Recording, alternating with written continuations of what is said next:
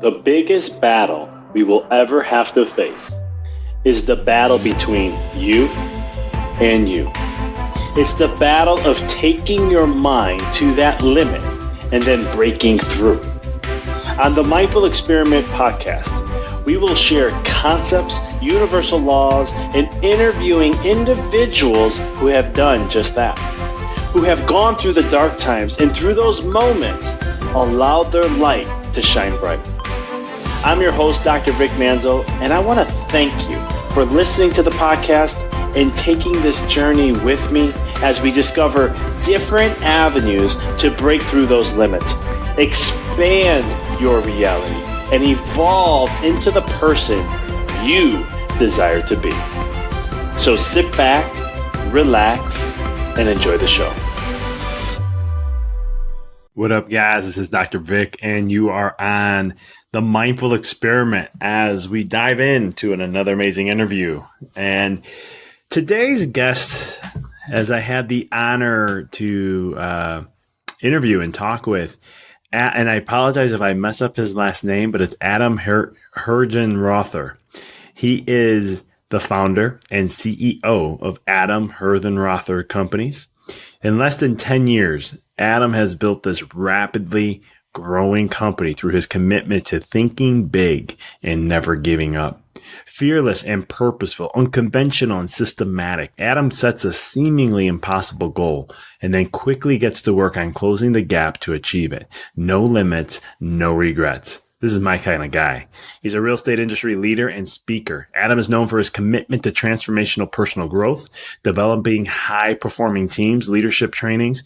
Adam is a graduate of University of Vermont. This guy was awesome. We dove into some great things. He really breaks down how to really plan your day and how to get stuff done, how to take time for you, but then also to be purposeful. He gets up around 3-4 in the morning and he sets his day that's all about him. And then all of a sudden he'll talk about being with family, then how he gets in with work, how he takes more time for him, and then he gets back to work, and then it's family again. This guy was an amazing individual. We talk about the mediocrity and what is mediocrity and the mediocrity detox that he does and so much more. So he really great gems in this podcast. It was really a lot of fun for me to interview him and have that opportunity. So I'm excited you're here.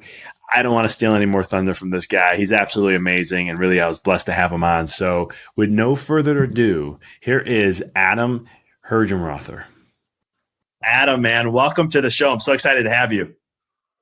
Thanks so much for having me. And I want to just thank you for helping with all the things that you do and getting people out of mediocrity and just inspiring them. I know how much time and energy goes into putting these together. So I just wanted to thank you for all that you're doing to help change the world. Man, I appreciate that, brother. I really do. Yeah, when I seeing what you do and stuff, I was just like, this is right up our alley. I know we're going to have an awesome episode here. And I was like, I couldn't wait to just dive in with you and so forth. So I'm stoked that you're here. Yeah, thank you. So you've done a lot of things, man, and we got so much to dive into. One of the things is as I was doing my research and stuff, seeing how, self-employed realtor to owning multiple companies, speaking all over the world, brother. I love that. Commend you for that. What is like one thing or some things that you can attribute most to your success and growth from that? Well, I'll share a little story with it. It kind of all started when I was about 16 years of age. Up till I was about 16 years of age, I was about 100 pounds overweight. I was, I was in the drugs. I was failing classes. Dr. Vic, I was really that kind of role model student you wanted your kid to hang out with at that point in my life. So one day I did this weird thing. I came home and I started crying, which was weird for me. And I literally, realized that I had hit a point where I was no longer going to live in mediocrity. And I couldn't say it as articulated as I can today.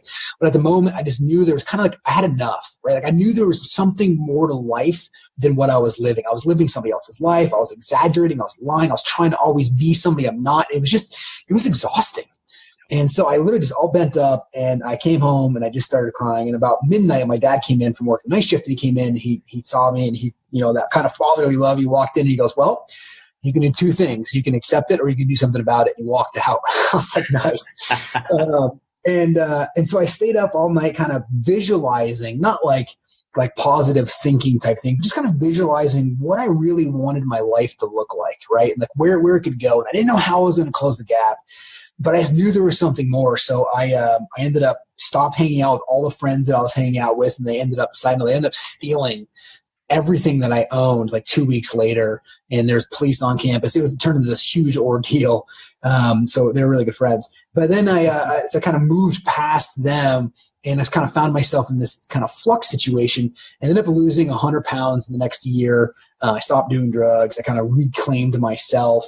I started playing sports, which is why physical fitness is so important to me now, because it really was the kind of gateway for me to be able to take kind of like my ADD, if you will, or my just energy load, and apply it to something healthy versus applying it to something that was a negative back then. And so I took that energy to that, and that kind of got me to a new path in my life. And I bring that story up because people look and say, wow, you're 37, you've accomplished a lot, and you're successful. And I just remind them that I'm no different than anybody else. I've just been working on myself since I was 16. So I've got 21 years experience on this from when I started doing this. And so you ask me kind of like the one thing that has helped me get there, a couple things. It's just been always understanding that there's something more, but also having peace with where you're at, so you don't strive to be something constantly that you're not, by missing the entire journey of life. And so for me, I believe that life's about all the experiences that we can have on a daily basis. Experiences mean negative experiences, and they mean positive experiences. And so therefore I embrace all of them, because I know that business is truly nothing but a conduit for our personal growth. I love it, man. A lot of good nuggets right there already. One of the things I struggled with in life early is what you just said at the end, is how to be at peace where you are now. Did you have like a strategy, or was it something that you just said that was like, done deal, this is how I'm going to take it, and that's it, and I'm just going to smell the roses? I mean, how did you get to that point? Yeah, you're great. You're bringing me right to the kind of pivotal moments in my life. So When I was about 26 years old, I was about 10 years ago. I just turned 37. About 26, I made about $500,000 that year, and I remember I was kind of had this like, hey, once I get to $500,000, like I'm gonna feel a certain way. I'm gonna have this like the world's gonna bow down to me. I was kind of being a little hubris, if you will. Right? I was kind of like, I'm gonna get there, and I remember doing it. And I remember having this conversation with my mom, who is like the least concerned about money in her entire life. And I was like, Mom, I did this. And she was like, oh, that's good, honey. And I was like, and at that moment, I realized that nobody actually gave a shit about what I was doing, really, right? Like, unless it had a direct impact on their life. And so at that moment, I actually got depressed. I went in there because I was expecting, and maybe some other people can relate to this, I was expecting this feeling to actually overtake me, or some feeling that when I hit this, that it was going to like show up in my lap in like a present or something, and I was going to absorb me with it. Like, and I realized once I got there that like, wow, like nothing changed, right? Like it just, if anything, the expectation of getting there and experiencing something that was going to be there wasn't there, and made me more depressed. And I can see how people that have seemingly everything get down this spiral, because if you don't have somebody to help get you out of that, it can be a downward angle. And so for me, I kind of went back in that introspective, and I said, well, I've been here 10 years ago, because at the time I was 26, and it was 10 years before when I was 16. I asked the question again. I think the quality of our life is determined by the quality of questions we ask. And Tony Robbins says that a lot. And I believe that. And so I asked the question of, what is life supposed to be? What is there a meaning to this? And so then I really went on this whole spiritual journey about finding, I believe that life is really this 200%. And it's 100% in the absolute world and 100% in the material world. And this kind of absolute world is this inner world. And I believe most people spend 99% of their life focused on 100% of this external material world. And they don't realize that they first need to spend 100% of their time on the 100% of the inner world, because then anything you do in the outer world just becomes fun. So if it's a failure experience, it becomes fun. If it's a positive experience, it becomes fun. Versus tying their entire identity around this external piece, you're gonna go with the flow of life. So if it's good, it's great. If it's bad, it's bad. Instead of just realizing that you are the one experiencing this all, right? And so I went on this kind of journey, and what I really realized early on, which I realized it, but it took a while to apply it. I wasn't nearly as good as I am now. It took about 6 years, but I really started making life about other people. So when they came into my world, I wanted to focus about how do I make them successful? How do I make them wealthy? And I started getting more and more intrinsic value from that. And the funny thing is the more I focused on this, the larger my organization grew, the more profitable our organization grew, the more talent we attracted. And so then it became, I still didn't fully believe it to just be real. But I started seeing the effects, and I'm like, well, okay, let's just keep going down this path.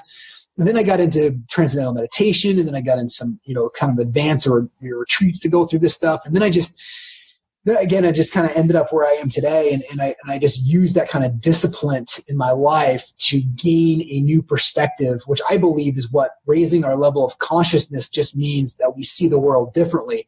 When you're a kid and you don't know a fireplace is hot, you can run over to it and touch it. Once you touch it and realize it's hot, you've raised your level of consciousness or your thinking to understand you don't touch that anymore. So therefore, the faster we can raise our level of thinking or our consciousness, the better we can see the world and the more clarity we can have to what it is that we need to go out there and accomplish. Amen to that, man. I love that. Going back in the beginning of what you were saying, about how it's so true. We look outside ourselves so much more than inside, and our energy is mostly there in determining, are we successful? Are we not? Are we this? Are we that? Compared to looking in the inner world. That is also a chiropractic principle too.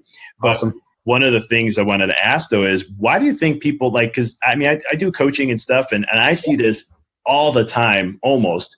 And even with patients that I work with, I see it with themselves, believing that it's an external instead of internal. Why do you think we have that in society? Well, I think it's partly because the way we're ingrained as young kids. Like I have 3 kids under 6, 2, 4, and 6. And there's so much in those formative years, there's so much learning that goes on. So if you are rewarded for external events and different things, you start really understanding that I'm rewarded for these things. So I think it starts with the root of that. And frankly, I think now in today's society, we're much more open to this conversation. But you have to remember, just a decade ago, can you imagine having a meditation room in an airport, right? Can you imagine having this conversation? People don't necessarily do that. They didn't back then. Now they do. So I think the awareness around these conversations is much more impactful and purposeful in people's lives. So I think in general, people, let me back up. I think most people live their lives in what I call boxes. So there's 3 different boxes. The first box is, and you can hopefully kind of relate to this to somebody that is they spend their first kind of 18, 20 years of their life in learning box. So they learn. But then as soon as they're done learning, they go to the next box, which is the working box. And they actually stop learning, right? For the most part, they check that box. Like, I've done that. And they go to this working box. And that's when you hear that conversation. Like, hey, I've only got 6 more years left and I'm going to get this $1,100 a month payment. It's going to be amazing, right? It's going to change my life. And I just got to pound through this a little bit more. And I'm miserable and hate my job, right? They're just trying to get through this work box so they can finally get to the end box, which is the play box. And so I think people segregate their lives way too much. And so they're always concentrated on just trying to get through something instead of actually experiencing it. Whereas I kind of shaped my life and I looked at it and said, well, can't we do these things, all 3 of them every day? It doesn't mean they have to be equal, but I want to learn every day, right? I read 1 to 2 books a week. I know you do too as well. And how do I learn every day? How do I also learn from my experiences every day? How do I work every day? Because I love what I do. I don't consider it work. And I know you share the same passion with that. Is how do I love what I do? There are times that it's work, don't get me wrong, but how do I work every day? And then how do I play, right? Playing may be exercise. For me, it's exercise. For me, it's also with my kids. It's also reading a book. It's how do I focus myself on that play? And again, it doesn't mean that you have to play for 7 hours. You can play for 30 minutes, right? You can learn for 15 minutes on your drive in and an Audible, right? You can listen to this podcast at your lunch. There's so many ways to just be structured in your life to gain a different perspective on this. So I think people get stuck in ruts and just stay in these boxes, which forces them to realize that it's everything they're looking for. They think in these boxes or externally instead of really changing and putting the man or woman together first, which then changes the rest of the world.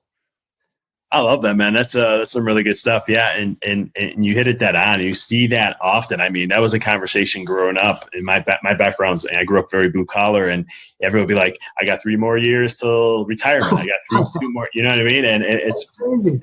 such a common statement. I still hear it today, which drives me. It just makes me, I don't want to say cringe, but I'm just like, oh, man, what do you know, there's so much more. But I love how you talk about play. I always talk a lot about, we got to return back to being childlike. Yeah. And a lot of the stuff I teach is that. And I love when you brought that up, because I'm going, yes, buddy, this is what it says. But because it's all, I mean, don't get me wrong, you got to do the work, right? Sometimes I don't want to say sucks, but sometimes it's just, hey, you got to do it. That's the adult part. But then the rest of it's like, hey, how do you play? How do you put that into your life? How do you have some fun with it? Yeah. Well, and the thing is that a lot of people think that like, what happens is they start living mediocrity. They don't realize there's another alternative. It's like, you ever been to I went to a matinee over the weekend, right? And I brought my kids to the Grinch, my 6-year-old and 4-year-old. It's pretty funny, actually. You guys should go see it if you haven't yet. And we went in there, and it's light out when I went in. It was 12 o'clock in the afternoon, and we go in there, and the lights turn off, and like the animation is so good now that you kind of forget that there's 300 people around you, and you kind of sucked into the whole movie of it. And then when the lights turn on, you're like, wow, there's other people around here. And you start becoming aware to all this stuff. And then all of a sudden you open the door and it's bright out, and you're like, damn, it's light out here? Like, when did this happen? I think people get stuck in these movie screens, and they don't even realize there's a whole other audience. There's a whole other world that's out there. So they get stuck in this kind of mediocrity. And so sometimes the only way to get out of that is either having a very tough conversation. Look, you don't change in business or in personal life when somebody having a sweet conversation with you, right? It's when people are willing to be real with you, have the conversation about what it looks like to actually make changes. You may get pissed off a little bit, but that change is going to actually give you the growth that you're looking for, right? Or same thing in business. If you're unwilling to have those radical conversations, then nothing's going to change. And I think that's just a powerful thing that we need to apply into our life so that we can continue to go out there and play for 15 minutes, 30 minutes, an hour. It doesn't mean you have to be this was my point of this is like people they get to 5 o'clock or 5:30, they come home and they've created this habit of, I'm going to put my feet up on the couch, I'm going to do this. And they just waste hours, like either on TV or their phone or whatever they're doing, instead of realizing that, hey, if I just became disciplined enough just to build a habit, because the habit of getting on a couch is a habit you built. You didn't do that necessarily as a child, right? You built that habit through the course of your life. You can unbuild it, right? And then build a new one, which I believe if there's anything your listeners can take away would be that how do you build a new habit once a quarter, right? Because on average, it takes about 66 days to build a habit. And so if it takes on average 66 days, then let's just focus on one new habit a quarter. It may be flossing. It may be going to the gym. It may be telling your kids that you love them because that's something new and hard for you to do. It may be giving your spouse and your family a hug every time you leave. Again, these are standards and habits that you can put in your life that make you more purposeful on that love, that play, that interaction that you're all striving for. I like that. I like how you always have to challenge yourself and grow and expand. And one habit a quarter is awesome. Yeah. Have you ever heard how it takes 90 days to make it a lifestyle? No, I haven't. Yeah, neurologically, it'll take about, because you create the habit, but then there's the neurotransmitters, the biology of the body and how it communicates with the brain, and for it to perfectly sync and be connected, it'll take about 90 days to get there. Oh, that's awesome. I like how you said, when you said a quarter, I was like, yeah, that works for me. I like that. We actually did. So one of my mentors wrote the book called The One Thing, and they did a bunch of research on habits, and some of them take 2 years, right? Like some habits take a while. Like you're smoking, you may take a long time. Other ones, like you're driving to a new place to work, may take 30 days. And they just found that by doing all this research that on average it took about 66 days. Again, some may take a lot longer, some may be a little bit shorter, right? It just depends on what the habit is. But again, if you kind of just do that focused quarter, just think about how fast the last 3 years of your life went by. What if you were able to grab a new habit every quarter? So you have 12 new habits in your life over the last 3 years. Where would you be today? Yeah, that's awesome. And I hope the listeners grasp that, because, when I talk to people and they, you've been on the journey a lot longer than I have, but, since I was 23, I've been always like that. I had a mentor tell me the same thing. Like, what can you learn? How can you challenge yourself? How you can grow so that you look back every year and say, okay, I've grown in this much in this areas of my life. And when you add that up to 12 years, like four times a year, I would say that's about average for me. That's 50 different things. Yeah, it's pretty incredible. And it's like, then I get excited. I'm like, okay, that was then. Okay, now can I push it to 5 maybe? Can I try 6? Because you want to keep, growing and expanding. Yeah. If you can. So I love that. Yeah. I know you talk a lot about mediocrity and media and so forth. I always like to define things. So how do you define that? Well, I believe that somebody who lives in mediocrity is not taking full advantage of their life. We all have different strengths and weaknesses that we can exert. But really, it's people get stuck in this mediocrity because I don't think they realize there's a whole other life that's out there. So mediocrity I believe, is living somebody else's life. And at the simplest terms. And now people may hear that and go, well, I don't live somebody else's life. But if you really actually look at, I'm not saying it may be somebody, an individual, maybe the brand of the TV has literally, got you thinking a certain way, or that, that you built these habits based on somebody else teaching you these habits, which really aren't your life. It's like, one time I was, I found myself like a while ago biting my fingernails, right? And I'm like, why do I bite my fingernails? It's so weird. Like, why am I biting my fingernails? It's just weird. I was just doing it unconsciously. And then of course, like I was at like a dinner table, like a family event. I look over and, my dad's biting his fingernails, right? Like it was kind of one of those things that I was like, wow, like it just kind of hit me. Like I just picked this up because of his habits. So I believe that we end up pulling in the habits of people that are around us instead of being intentional and going out and finding the people that are getting the results that we want and then taking those models and habits and bringing them into our lives. I think wisdom is on its kind of definition, in my view, wisdom is applying a model in our system into our life before we've experienced it. Because once you've experienced it, it's no longer wisdom anymore. It's your wisdom giving out. So wisdom is before you can visually feel it or that conscious contact with it, that aha moment, you actually believe in it because you trust the source that's telling you, and you're taking that model or system and applying it in your life. That's a different way of explaining wisdom, and I like it. It's pretty cool. Very, very cool. And how, because I love how you say live in someone else's life. And I think in today's society with social media running most people's lives, I think it becomes a little, I don't want to say people envy other people, but they try to be that person who's the one making the most this, or who's doing the flash, or who shows how happy the relationship is, or X, Y, Z. Would you say that that's a common thing you see with just in generality when it comes to living a mediocre life that plays an influence? Yeah, you're 100% on. I mean, I'll tell you this funny story. I was on a vacation in Atlantis with my family, and there was a group of, they looked like high schoolers. They were probably in college, but there's a bunch of girls, and there's probably 7 or 8 of them, and they're down the beach, and they were literally yelling at each other. Dr. Vic, I'm not even kidding. Like they're yelling, they're fighting, and even my wife and I looking like, damn, what's wrong with the group? And then the sunset started coming down. And all of a sudden, there's a beautiful picture. They all stopped, like we're best friends, ran over and took this photo of all of them, like smiling and all happy. And I'm looking at this whole thing go down, like that image, every single one of them took that picture. They grabbed their phones and were on it for the next 5 minutes. Every single one of them posted on every single social event. And I go, that's the problem. Because people see that video and they're like, oh my God, these people are so happy all the time. This marriage is amazing. It's not. They're an image of something, right? There's plenty of images that just don't do the justice of everything. I'm always reminded of that story that it just makes it seem like you go on social media for 30 seconds. It's like, I should be in Jamaica. I should be working more. I should be running a marathon. I should be over here, serving, Thanksgiving dinner to the homeless. I should be, and like you literally are caught in all of these things.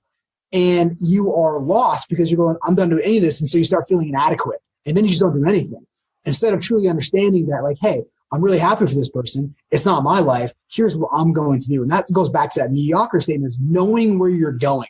If your listeners want, we have what's called a future self that we use on 6 different categories that we kind of write out our where you want to be in basically a year or 3 years and how you want to do it.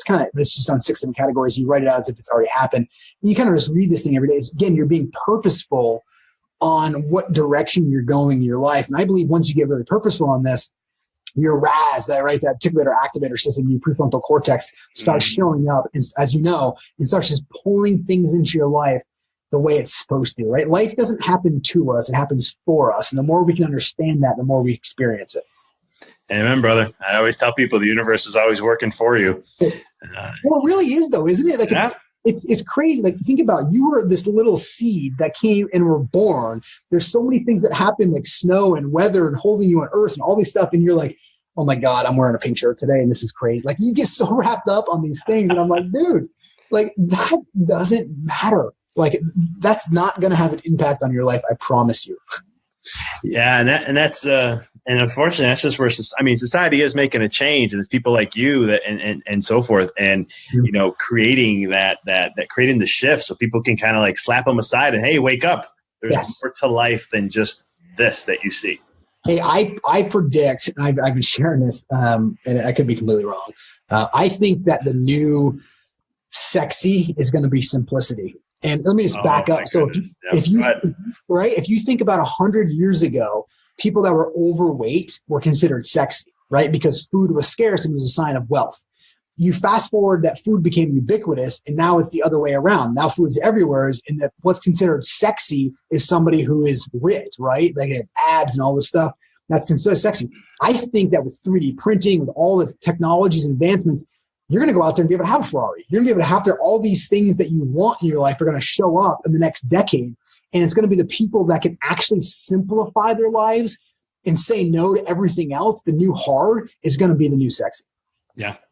I couldn't agree with you more. I think that's the big movement, simplicity, and just going back and returning back to being simple. There's a huge movement of that, and it's happening.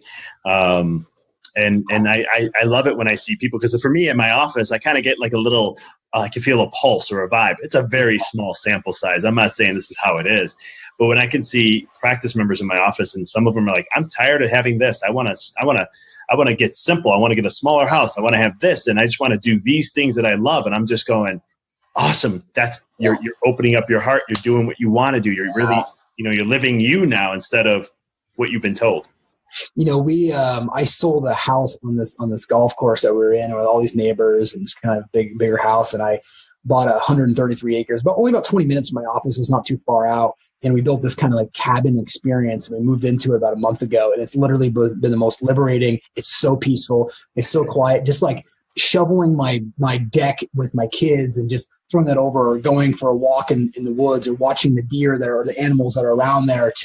I know it sounds like it's just I'm rattling things off, but it's just these simple things. When you go there, the peace that's around you is sure. We call it the bird's nest, because it's kind of wrapped up in the mountains and these cool views, and just being out there doing, getting your hands dirty, doing those things is so grounding and just feels so good that I can see that movement continuing to happen, just like you said. And it's powerful. Oh, massively. Yeah, no, totally. And that's another thing too, like people moving more to nature now is becoming a new thing. Well, I love it, man. This is good stuff. So we talked, mediocrity and so forth. I know you got something that you do, which I think is awesome. Your Mediocrity Detox Challenge. Tell me a little bit more about it. Yeah, so it's a 5-step challenge, and ultimately it's on 5 different categories: physical, spiritual, intellectual, purposeful, and culture. Right. And from the physical side, I believe that, health is so essential. I told you that story about being overweight. So for me, that was a catalyst to start changing my thinking. It's really what it did. Right. And so that to me has been important. I compete in Ironmans now, and I do that purely because it's growth, and I get to listen to a bunch of Audible while I'm training for those things. But for me, health is such an important thing and a goal. What we eat, how we move our bodies, all of these things are just, here's the thing. When you get up in the morning and you don't want to work out, because people have this impression that people that work out a lot love working out. Let me just remind people, I actually don't. I actually don't like working out. It's a lot of energy in the morning. I have to get up and I'm like, I don't want to work out today. I want to do it. And I go downstairs or in the swimming pool and I'll exercise for a couple hours. And let me tell you, when I do that, my day becomes easier because I just mentally chose to win. Right? I chose to get up early. I chose to meditate in the morning. I chose to do my gratitude journal. I chose to exercise. So then when I show up in the office and it's 8:15 or 8:30, I'm ready to roll. And I'm also in the challenges that show up. They don't feel nearly as hard because I just had a killer workout that kicked my butt. And I managed that. I can manage this, right? So that physical side is moving. Now that's me. It may be 10 push-ups. It may be a walk around the block. It may be a yoga. It may be a stretching routine, maybe pull-ups. It doesn't matter, right? The point is find something that you can do that gets you physically moving every day, right? I believe freedom is what we're all after. And I think freedom can be a tag to all of this. So physical freedom to me means that if I want to roughhouse with my kids or go sliding with them, I'm not getting out of breath. I have the endurance to do this and keep up with them so I don't miss anything.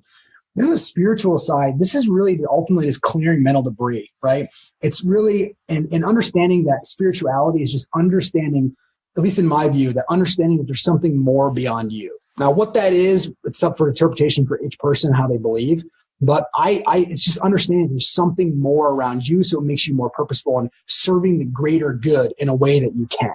So it doesn't mean you have to be on this cliff with an ocean in the background and smoke coming up and you on your knees citing a haiku, right? That doesn't mean that. It just means just embracing that there's more to life than just your own problems, and how do we focus on that?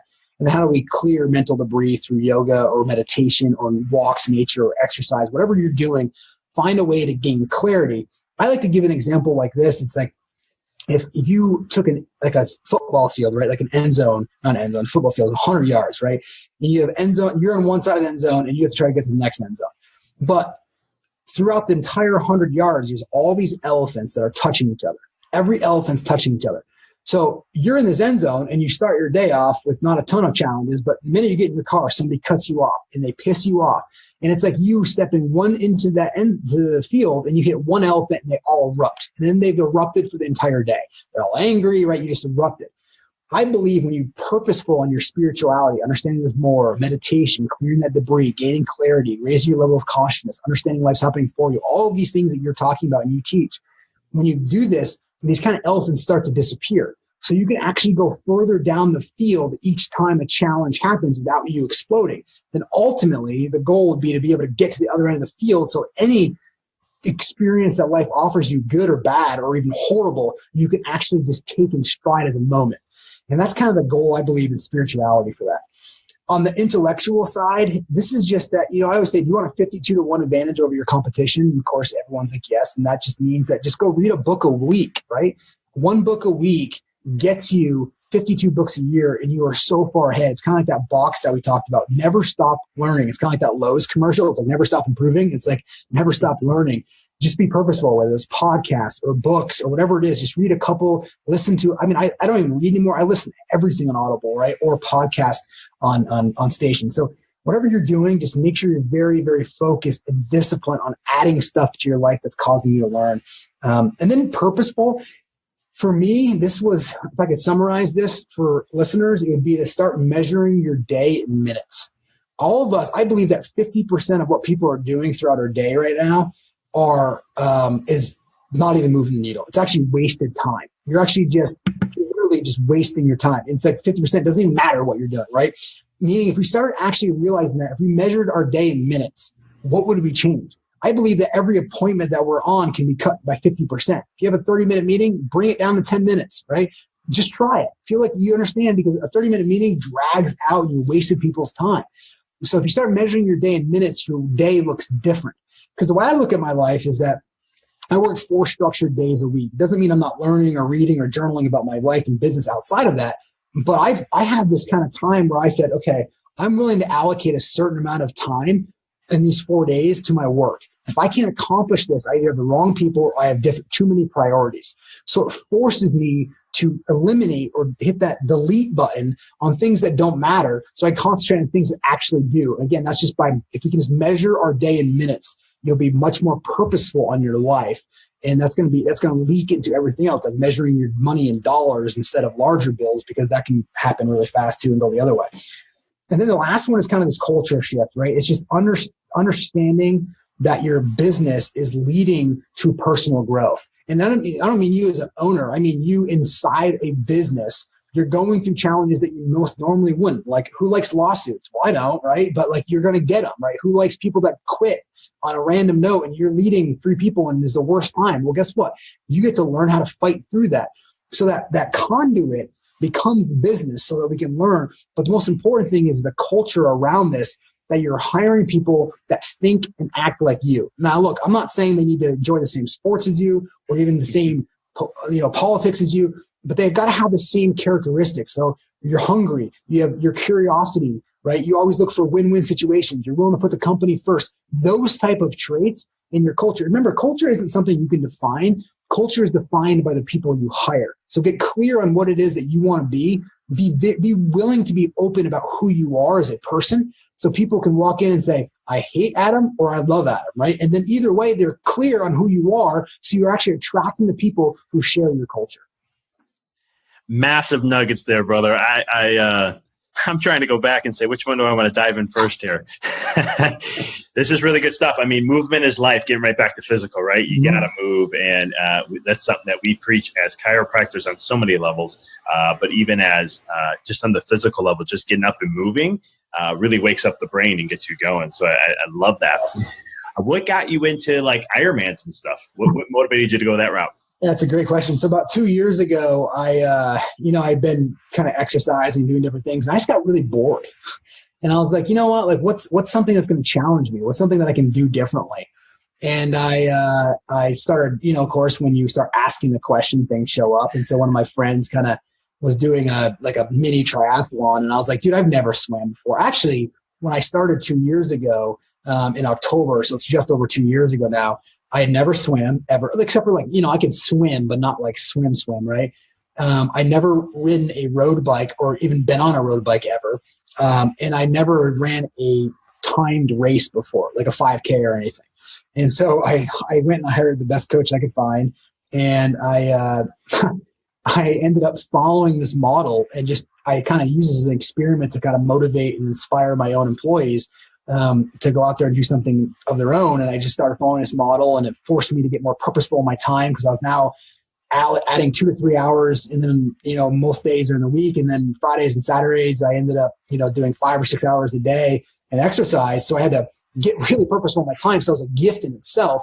I ended up taking Fridays off because I didn't want to interrupt my weekend. So I started doing my long training on Fridays. And so that made me even more purposeful in my business. So all these cool benefits came aside. And then within a year of me starting all of this, I qualified for the World Championship in October of last year, which is cool. And it's not a testament to me, because I'm not doing anything different than anybody else could.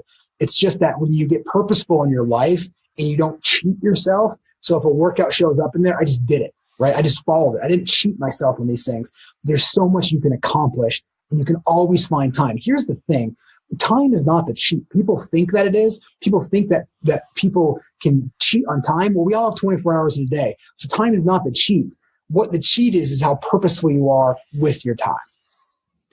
I couldn't agree with you more there. I mean, when you're purposeful, you're on fire, you get more stuff done. And it's amazing how much, like I love when you were saying 30-minute meeting, make it 10 minutes. And it's funny when you do that. If you say, you know what, I can get this done in 10 minutes, we'll figure out a way. And it just happens. Yes, it does. Yes, it does. Pretty cool. I love that. And then I'm going blank here for a second. I know the question will come back, but I love all the purpose. I mean, just everything of these. So these are the 5 things that you do for your mediocrity detox.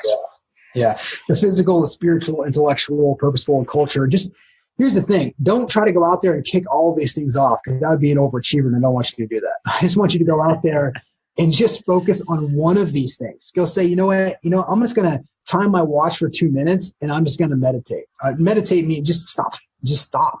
You know what the thing is? So I meditate actually right after this. I'm going to get into meditation because I have it blocked off my calendar. But here's the thing. Sometimes, look, we're all so busy and so productive and so many things going on. Sometimes just forcing yourself to stop in the middle of everything that's going on is the meditation itself. Just being able to go, you know what? I'm going to control this, not the other way around. So just being able to stop for 10 minutes, the chaos of everything that's going on in your life, and saying, I got it. I'm going to find a quiet place. That right there is building the muscle. I know the mind's an organ, but you're building the muscle in your mind, right? To really be able to just understand that you are the one that's kind of controlling this versus the other way around. No, so true. I mean, the best research out there now is showing how the brain actually works like a muscle. I mean, not, physically, but how it can be trained and conditioned. Yeah. Which is really, isn't it like, it's like all the neurons are basically, and synapses are basically new every 24 months or something like that, or even sooner. Did I read something like that? You probably know better than that. It varies. It depends who you talk to. Some people say it takes 7 years. Some people say it can take about a year and a half. It just depends who you read. But it can. I mean, it definitely can. And, your brain's plastic, literally. It can be it's malleable. So you can change it any given time, any given moment. So it's cool for the listeners to hear that and understand that no matter where you are now, within 4, 5, 6 years, 5, right, maybe 7, you could be a completely different person, literally, physically, and mentally. And I think that's an inspiring thing. What I kind of share with people is that, we talk about change and transforming and all that, is I say within 1 year, 99.8% of all the molecules of what your body was made up last year is completely different this year. That's awesome. So, cool. Just imagine what you can shift and change, so that's the kind of concept behind that. Love it. So you talk about, meditation. I know you have a morning routine. I definitely can tell just from chatting with you and everything. So I love talking about morning routines. I'm a massive fan of them. So what's your recipe? Yeah, I think the most purposeful people in their lives is where I kind of got mine from, has a very structured morning. It's where you win. So I wake up anywhere between 3 and 4 a.m. And the reason why I get up that early is based on the volume of my training. I need to kick it out, most of it in the morning, so I don't interrupt my family time either. So I make a sacrifice at night. Frankly, for me, I don't think anything good comes after 9 o'clock anyways, right? Like, it's just like, for me, it just doesn't happen, right? You don't eat cake at 3 in the morning, right? You do it at 9. So 3 to 4, depending on the volume of training. The first thing I do is I get a glass of water, right, and grab that. Then I go right into a meditation for 20 minutes. And as soon as I'm done my meditation, I go right into a series of journaling. I use Evernote. I've been doing this for about 6 years. And my journaling is, the first journal I have is just a gratitude journal. Anything. I just want to get myself in the rhythm. So I'm grateful for the snow. I'm grateful for the wind last night. Thank you, God. I'm grateful for my team. I'm grateful for my snuggle with my son last night. It doesn't matter. I do this about 10 minutes. I usually write about 100 things that I'm grateful for. I just get into a rhythm, right? Boom, boom, boom. Just kind of do that. And then from there, I go right into a journal about each one of my kids. And I started this since they were essentially in the womb. And one of the reasons why I use Evernote is because I take photos of my kids just about every day, and I bring those photos into their journal. And so each day I struggle sometimes staying in the moment. I may be the only one, but I struggle the day before. I have so much stuff in my mind, and I can miss things because of that. And so I've put a structure in place to force myself to find something that they did or said or knew on them that keeps me present with them for just a little while longer, that I know that I'm going to journal about the next day. So I journal about each one of my kids. Then I bring in accompanying photos of that, so they have a whole life experience based on that. The other thing is look, I don't remember much in my life when I was 4, 5, and 6. And so if something were to happen to me today, because, nobody's guaranteed anything in this life. And if that were to happen, I would want there to be a journal of how much I cared for my kids, how much I love them, and more importantly, passing along the intangible assets, what I believe are crucial in life, which are infiltrated throughout all of their journals, so they can go back and have that, so they're never guessing who I was. And so that's kind of my purpose for doing that journal for my kids. And then I do one for my wife every day, which sometimes can take longer because it's a gratitude, and sometimes there's nothing to find myself happy for. But I force myself to find something. I'm just kidding. But I force myself to find something about her again, so that when I see her, my energy's in the right spot. So that again, I'm approaching her with positive energy, so she doesn't feel anything from me. And then I go right into the kind of the good, the bad, and the ugly in my life. It's kind of like my 411. This is just kind of like what's going good, what's not going good, what challenges are showing up, what do I need to focus on, what list do I need, what do I need to accomplish, what's important. I'm just gaining clarity in this, right? And typically when I'm doing this, I start firing off emails to key leadership people to start setting the tone for what I think is the most important thing we need to accomplish that day, or help with them. So I journal about that, just getting that. I'm trying to clear debris, trying to gain clarity, and just remove any thoughts that are going on there, so I have room to go out there and tackle the day. And then from there, I jump right into training. And again, that goes for anywhere from 2 to 3 hours, typically in the morning, unless it's a long day, but that's on Fridays. And I don't have structured work from there. And on Saturday mornings, it's long too. And so then I go from there. And then I'm usually done around 7:15, 7:30, which my kids are kind of there. And I'm hanging out with them for a little while before they go to school. So I get to eat breakfast with them and just talk, hug. I have a standard in my life that if I have the opportunity, that I always kiss and hug my kids before they leave or I leave. And it's just something I won't compromise on, and make sure that I tell them right, that I love them right in their heart. So that's kind of a little thing that I have. So I make sure I do that. And then I also encourage them to inspire people every day. I got a side note. It was so funny. My 6-year-old, we write notes to our kids. My wife writes notes to our kids every day in their lunchbox.